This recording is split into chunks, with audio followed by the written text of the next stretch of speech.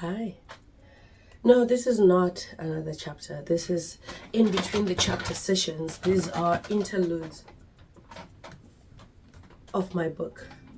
So, as I write this book, I'll be coming here to talk about things, maybe extrapolate on some points, or just dive into some stuff a little deeper. And one of the things that has every time I get a thought that I know I could not have established or created in my own mind, I always think it's God. I always feel like it's the Holy Spirit saying stuff to me.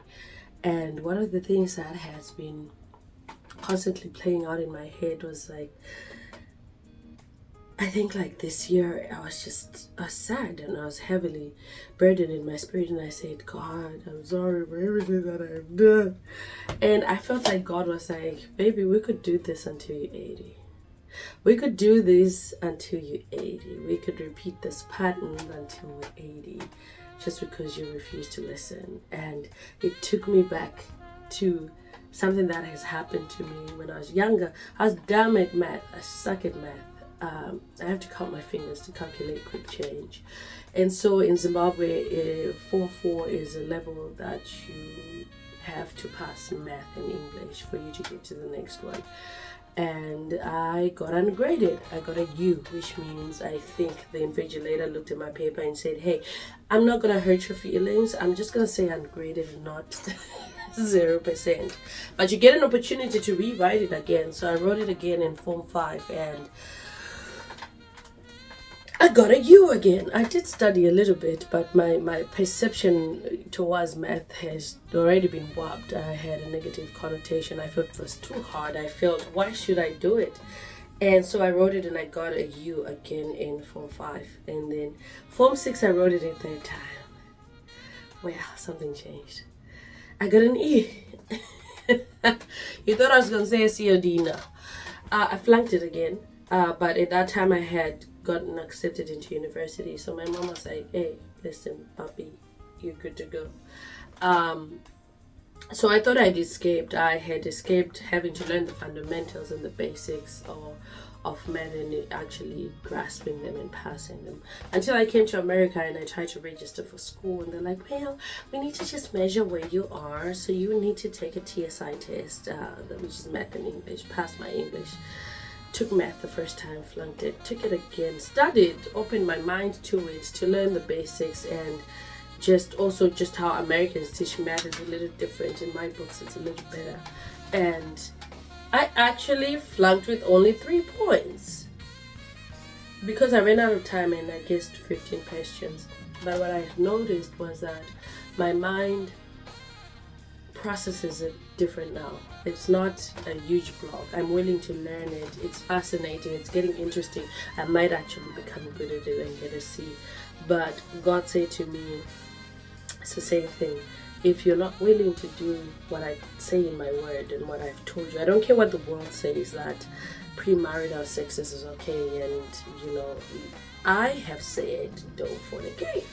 And can we start there? Can we start with the basics? Can we start with the basics of breaking the cycle? This is a fundamental.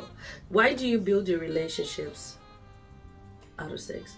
Why haven't you taken the time to ask me to show you what to look for in a man? Because you have no idea. Like, borderline El Stupido.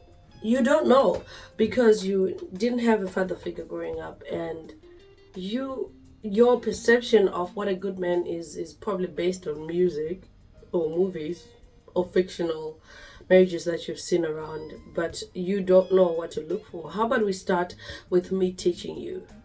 How about you just listen and be patient? It is your desire to, not even desire, it is your obsession to want to be loved that makes you rush without grasping concepts. But it doesn't matter what you do, there's always going to be consequences.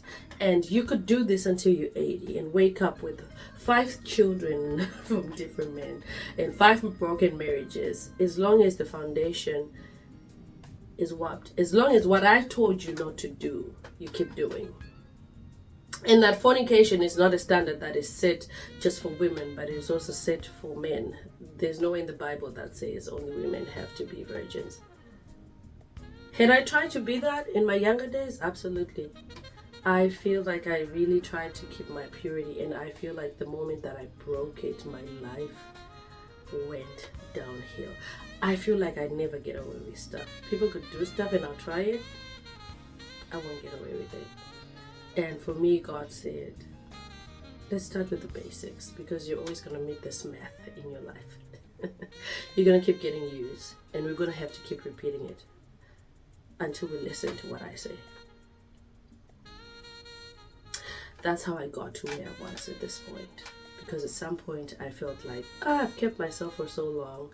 And in my mind, the first person I was going to meet, they were going to be the ones. Like, in my mind, the relationship was just going to flow and it was going to be successful and nothing else. And I felt God saying to me lately, we could do this until you end. I know it's not the only thing I expect or the only thing that guarantees a relationship. Maybe it's not for you. Maybe that is not my intention for your life. How do you know? Because you don't learn basics. My name is Tendai Talarenga. These are In Between the Chapters. Signing out.